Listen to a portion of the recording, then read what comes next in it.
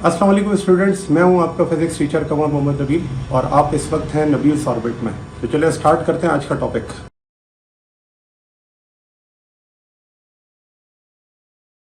देखिए, simple pendulum में जो मैंने पॉइंट्स कुछ बताए थे वो ये था कि सिंपल पेंडुलम एक ऐसा सिस्टम है जिसमें एक इनएक्सटेंसिबल स्ट्रिंग जो कि कनेक्टेड है एक रिजिड सपोर्ट से, या फिर इसे हम फिक्स पॉइंट कहते हैं। इसे रिजिड सपोर्ट इसलिए कहते हैं क्योंकि इसके पॉइंट्स जो होते हैं वो फिक्स होते हैं और वो वेट के इंक्रीज होने से चेंज नहीं होते, इसीलिए इसको रिजिड सपोर्ट कहते हैं। और इसके साथ एक आइसोलेटेड मैस मैंने हैंग कर दिया था, और उस आइसोलेटेड मैस का मतलब भी यही था कि जो हम फोर्स लगाएं वही फोर्स इसके ऊपर मौजूद हो और कोई एयर रेजिस्टेंस की फोर्स इसके ऊपर ना आए। और फिर मैंने इसके कहा था इसकी लेंथ जो है वो एल है। मैंने कहा था लेंथ को कैलकुलेट करने के लिए आप रिजिड सपोर्ट का जो पॉइंट है वहां से लेके सेंटर ऑफ ग्रेविटी जो होगी उस बॉडी की, वहां तक की लेंथ आपने मेजर करनी है।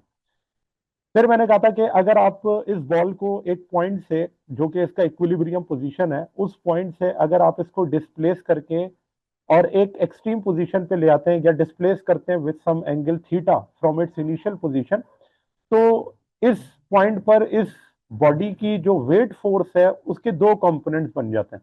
एक कंपोनेंट जो कि एम जी कॉस थीटा है और एक कंपोनेंट जो एम जी साइन थीटा है। और ये कंपोनेंट कैसे बने? क्योंकि हमारे पास एंगल थीटा बन रहा था और वही एंगल थीटा हमारे पास यहां पर भी बनेगा।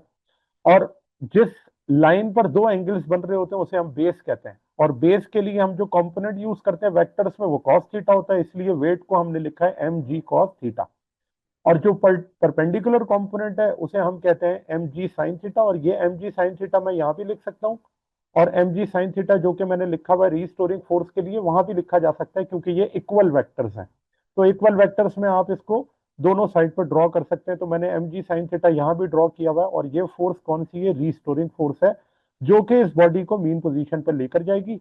एंड देन मीन पोजीशन पर जाने के बाद नेट फोर्स फिर जीरो हो जाएगी, लेकिन movement of inertial, sorry inertial जो फोर्स है वो इसको बॉडी को मूव करके दूसरे एक्सट्रीम पर ले जाएगी। फिर मैंने आपसे कहा था कि यहां पर हमने कुछ पॉइंट्स लिखे कि जब इक्विलिब्रियम पोजीशन में है तो हमारे पास दो फोर्सेस थी। एक फोर्स थी टेंशन और एक थी वेट फोर्स, और ये दोनों हो रही थी बैलेंस। इस वजह से नेट फोर्स यहां पर हो जाती है जीरो। और जब नेट फोर्स जीरो है तो जाहिर सी बात है एक्सेलरेशन भी जीरो है, और एक्सेलरेशन जीरो है तो हम कहते हैं कि ये आपके पास इक्विलिब्रियम पोजीशन कहलाती है।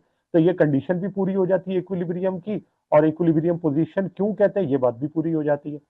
फिर एक्सट्रीम पोजीशन को मैंने कहा था कि एक्सट्रीम पोजीशन पे जब हम पहुंचते हैं तो हमारे पास जो फोर्सेस नजर आ रही है उन फोर्सेस में कुछ फोर्सेस ऐसी हैं जो कि बैलेंसिंग फोर्सेस हैं, और कुछ फोर्सेस ऐसी हैं जो कि अनबैलेंसिंग फोर्सेस हैं।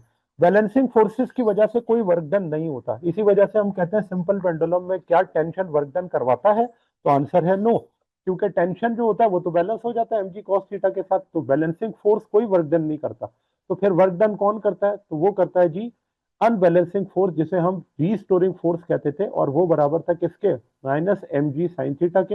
यहाँ पर माइनस का साइन जो है वो डायरेक्शन के लिए रिप्रेजेंट हो रहा है। एम जी वेट है और साइन थीटा कंपोनेंट है वेट का, जो कि उसके परपेंडिकुलर है, तो इस वजह से उसे हमने साइन थीटा लिखा है। फिर मैंने कहा कि जब आप एक्सट्रीम पोजीशन से मूव करके आ रहे होते हैं तो इस रीस्टोरिंग फोर्स की वजह से उस बॉडी में एक्सेलरेशन आ जाता है, और एक्सेलरेशन की वजह से हमने सेकंड लॉ ऑफ मोशन लगाया था। फिर दोनों तरफ फोर्सेस को अगर हम कंपेयर करें तो एम से एम कैंसिल हुआ, और फाइनली हमारे पास जो एक्सेलरेशन आ गया था इस सिस्टम का वो था a is equals to minus g sine theta. आप इस इक्वेशन के अंदर देख सकते हैं कि यहाँ पर क्योंकि जो जी है वो तो है कांस्टेंट, तो इसका मतलब एक्सेलरेशन जो है वो डायरेक्टली प्रोपोर्शनल है किसके? एंगल के। तो जितना ज्यादा एंगल कवर होगा, यानी कि इस बॉडी को आप जितना ज्यादा दूर लेके जाएंगे उतना तेजी से क्या होगा? वापस आएगा। ठीक है। और नेगेटिव साइन डायरेक्शन के बारे में बता रहा है कि एक्सेलरेशन की डायरेक्शन हमेशा कहाँ होगी? Towards the mean position. ठीक है, जो कि रेफरेंस पॉइंट है। तो ये हमारे कुछ पॉइंट्स है जो कि हमने डिस्कस किए थे लास्ट क्लास में। तो आज से हम ये स्टार्ट करते हैं कि जो मैंने आपको ड्राइव करके बता दिया था वो था a is equal to minus g sine theta के। तो अब नेक्स्ट हमारे पास ये है कि जब हम इस इक्वेशन को लिखते हैं माइनस जी साइन थीटा, तो यहां पर ये जो साइन थीटा है, इस साइन थीटा को हम इसके जो ट्रिग्नोमेट्रिक रेशो है साइन थीटा का उसके अंदर ओपन करते हैं। तो साइन थीटा बराबर होता है परपेंडिकुलर अपॉन हाइपोटेनियस। ठीक है, परपेंडिकुलर अपॉन हाइपोटेनियस। अब परपेंडिकुलर यहां पर क्या है और हाइपोटेनियस यहां पर क्या है? तो देखें, ये आपके पास जो सिस्टम है कितना डिस्प्लेस हुआ है फ्रॉम इट्स मीन पोजीशन। अगर मैं इसको रिप्रेजेंट करूं कि ये इसका जो है वो डिस्प्लेसमेंट है, ठीक है, इस पॉइंट को हम कहते हैं ये इसका क्या है, डिस्प्लेसमेंट है। तो अब इस डिस्प्लेसमेंट को हम किससे रिप्रेजेंट करते हैं, एक्स से, ठीक है। अच्छा, थीटा के साथ आपके पास जो भी एंगल बन रहा होगा उसको हम यहाँ पे ले लेते हैं कि वो स्मॉल एम्पलीट्यूड है। और बाकी अगर ये परपेंडिकुलर है आपके पास, तो जो दूसरी साइड है उसे हम क्या कहेंगे, हाइपोटेनियस। और हाइपोटेनियस में यहाँ पर क्या मौजूद है, लेंथ मौजूद है, ठीक है ना। तो इसका मतलब यहाँ पर हमें हाइपोटेनियस और परपेंडिकुलर दोनों की वैल्यू मिल गई। एक मीन पोजीशन से जो भी चेंज इन डिस्टेंस है उसका वो एक्स है, और जो उसकी लेंथ है वो हाइपोटेनियस है, जैसे हमने क्या लिख दिया, एल लिख दिया। तो अगर मैं यहाँ पर वैल्यू पुट करूं तो मैं लिख सकता हूं परपेंडिकुलर की जगह एक्स, हाइपोटेनियस की जगह एल। तो ये हो गया एक्स अपॉन एल। तो अब यहां पर देखें कि एक्सेलरेशन को क्या मैं इस तरह लिख सकता हूं, माइनस का जी एंड एक्स अपॉन एल। और इस इक्वेशन में आपको ये बात नजर आ रही है कि इसमें क्या क्या चीजें कांस्टेंट है। तो हमने ये बात पढ़ी थी कि जो एक्सेलरेशन जो आपके पास सिंपल पेंडुलम है उसमें लेंथ जो होती है वो चेंज नहीं होती, क्योंकि हमने इन एक्सटेंसिबल स्ट्रिंग लिया हुआ था।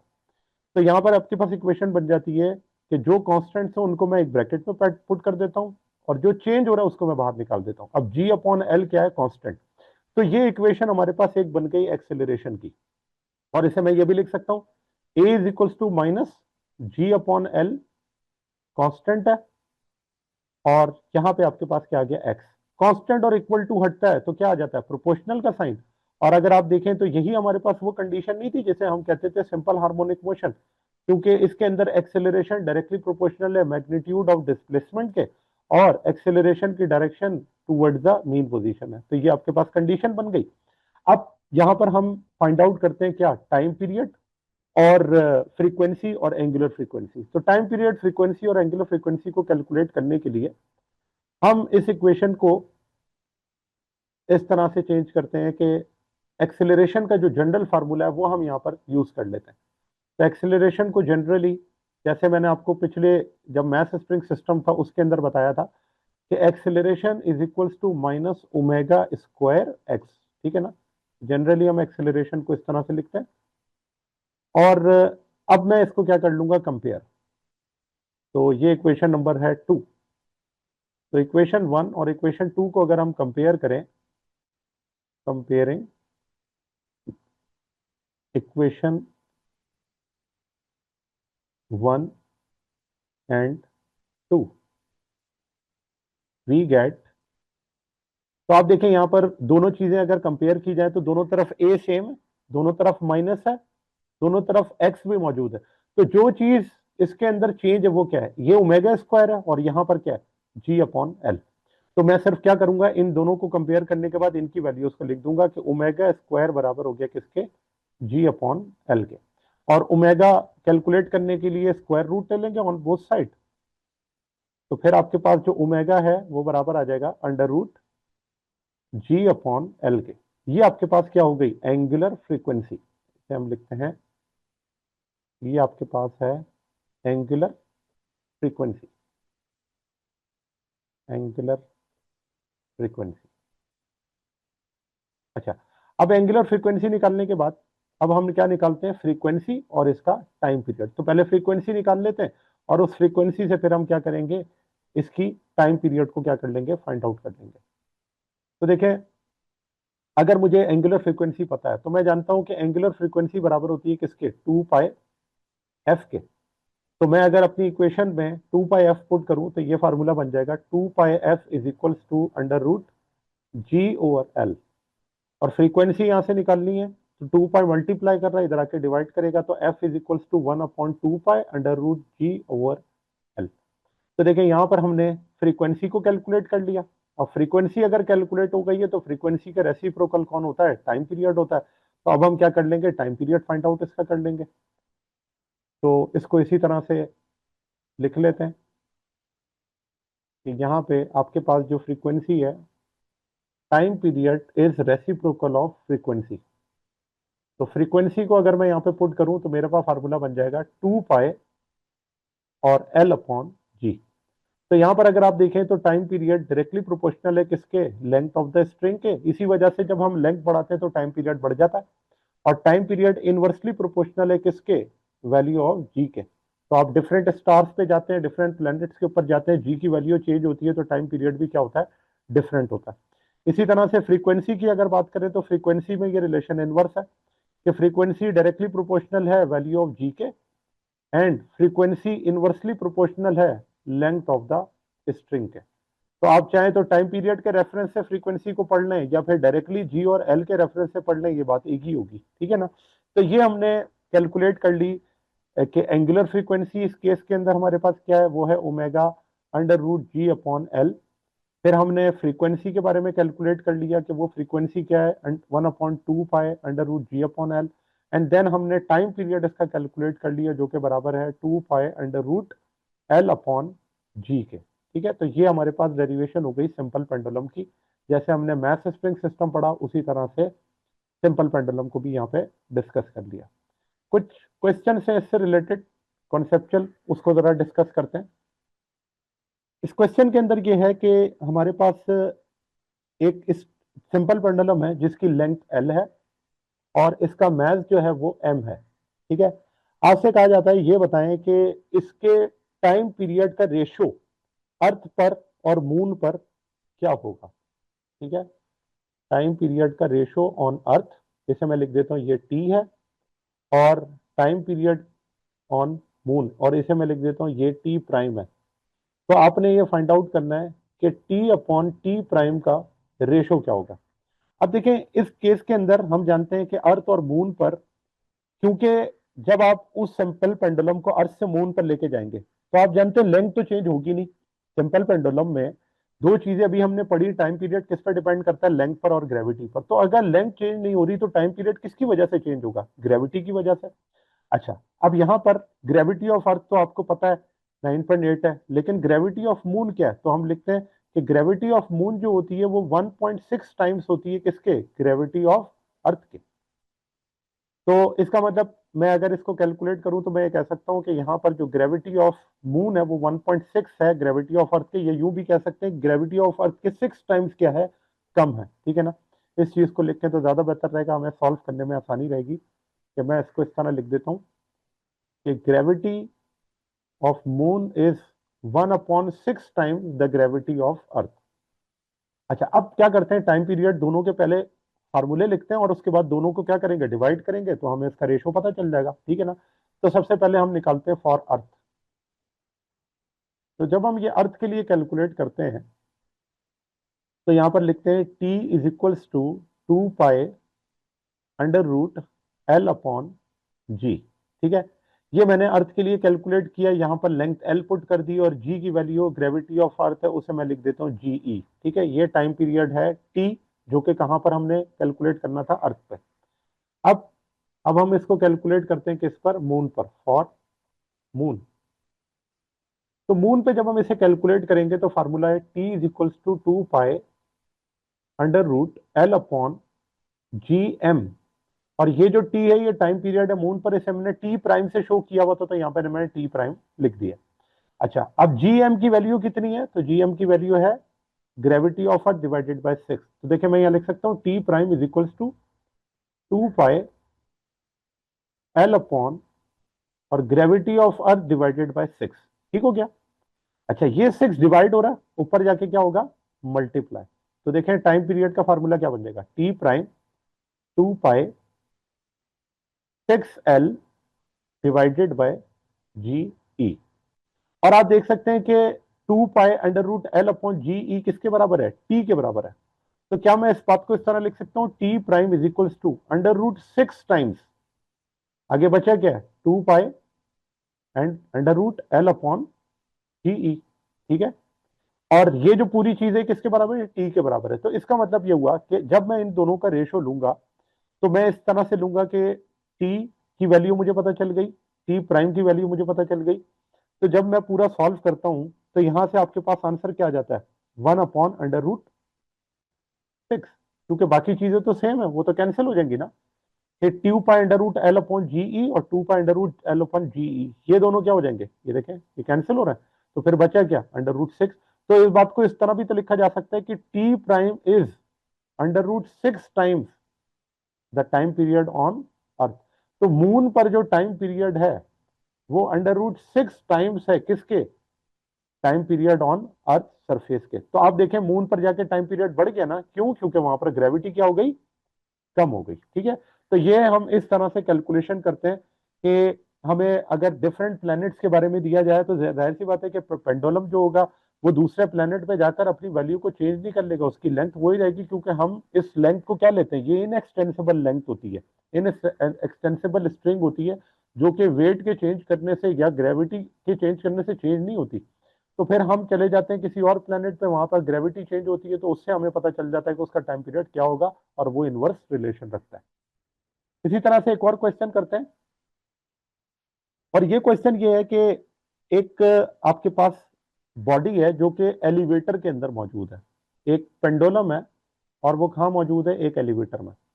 अच्छा, और ये एलिवेटर जो है वो फ्री फॉल मोशन परफॉर्म कर रही है, फ्री फॉल मोशन परफॉर्म कर रही है। इसका मतलब क्या है कि जब कोई body free fall motion perform कर रही होती है तो उसका जो एक्सेलरेशन होता है वो एक्सेलरेशन ड्यू टू ग्रेविटी के बराबर होता है। ठीक है ना। अच्छा, अब यहां पर ये है कि हमें ये पता करना है कि इस बॉडी का जो कि इस एलिवेटर में मौजूद है, सिंपल पेंडुलम, इसका टाइम पीरियड क्या होगा। ठीक है ना, ये हमने क्या करना है, फाइंड आउट करना है। अच्छा, तो अब देखें, इसके लिए जब हम टाइम पीरियड का फार्मूला पुट करते हैं तो टाइम पीरियड का फार्मूला कोई चेंज नहीं है, वही फार्मूला है 2π√L/। लेकिन यहां पर एक चीज चेंज हो जाती है, और वो क्या है कि अब इसके अंदर जो एक्सेलरेशन है वो एक्सेलरेशन हम सिंपल जी नहीं लिखते, बल्कि हम इसके अंदर एक और भी चीज ऐड कर देते हैं, और वो एक्सेलरेशन अब इस तरह लिखा जाता है G+-A।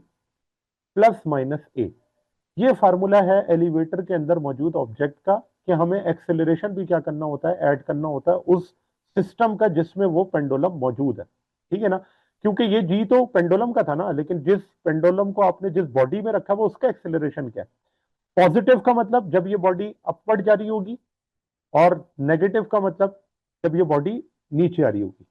तो अब मैं फॉर एग्जांपल अगर बात करूं कि यहां पर आपके पास बॉडी जो है वो नीचे की तरफ आ रही है, तो एक्सेलरेशन जो होगा वो नेगेटिव होगा। क्यों, क्योंकि नीचे आते हुए ये वैल्यू जो होगी उसको अगर मैं पुट करूं एक्सेलरेशन की जगह, सॉरी ये मैं उल्टा कह गया, कि नीचे आते हुए एक्सेलरेशन आपके पास क्या है, +G, और ऊपर जाते हुए एक्सेलरेशन क्या है, -G। ठीक है ना, ये इस तरह से। तो अब मैं यहां पर ये पुट कर देता हूं कि बॉडी अगर फ्री फॉल मोशन परफॉर्म कर रही है 2π√L/G, और इस केस में क्योंकि फ्री फॉल मोशन है तो हमारा एक्सेलरेशन क्या है, वो G के बराबर है। तो मैं यहां लिखता हूं A बराबर है किसके, G के। तो जब मैं इसकी जगह G पुट करूंगा 2π√L/, और यहां पर आपके पास G-G, तो ये हो जाएगा 0। और कोई भी चीज जब 0 से डिवाइड होगी तो उसका आंसर क्या आ जाएगा, इनफाइनाइट। ये टाइम पीरियड 2π√L, और यहां पर आंसर क्या आ गया, 0। तो जब इसकी वैल्यू 0 से डिवाइड होगी तो आंसर क्या आ जाएगा, इनफाइनाइट। अब इनफाइनाइट टाइम का क्या मतलब है, इसका मतलब यह है कि क्योंकि ये body free fall motion perform कर रही है, इसका वेट, इसका जो वेट होगा वो क्या हो जाएगा, 0। और अगर इसका वेट 0 हो गया तो जाहिर सी बात है कि इसके अंदर तो वाइब्रेशन ही नहीं होगी। तो टाइम इनफिनिटी का यहां पर मतलब यह है कि ये वाइब्रेट करना रुक जाएगा, स्टॉप वाइब्रेटिंग। ठीक है, तो यहां पर हम इस तरह से कैलकुलेट करते हैं। और अगर मैं इसका चाहूं आपको फ्रीक्वेंसी निकाल के बताऊं कि कैसे वाइब्रेशन स्टॉप हो रही है, तो फ्रीक्वेंसी बराबर होती है किसके, 1/T के। 1/∞ अगर हम सॉल्व करें तो मैंने आपको बताया 1/∞ किसके बराबर होता है, 0 के। तो आपको नजर आ रहा है कि फ्रीक्वेंसी अगर 0 हर्ट्ज है, इसका मतलब यहां पर कोई ऑसिलेशन या कोई वाइब्रेशन मौजूद नहीं है, नो वाइब्रेशन। क्लियर है बात। तो इस तरह से हम क्या करते हैं, किसी सिंपल पेंडुलम को किसी फ्रेम के अंदर क्या करते हैं, कैलकुलेट करते हैं। ठीक है जी स्टूडेंट्स, तो ये था आज का हमारा टॉपिक। उम्मीद है आपको ये टॉपिक समझ आया होगा। अगर आप नब्यूल्स ऑर्बिट में रहना चाहते हैं तो सब्सक्राइब करें, और नई आने वाली वीडियोस के लिए बेल आइकन प्रेस करें। Thank you very much. Allah हाफिज़।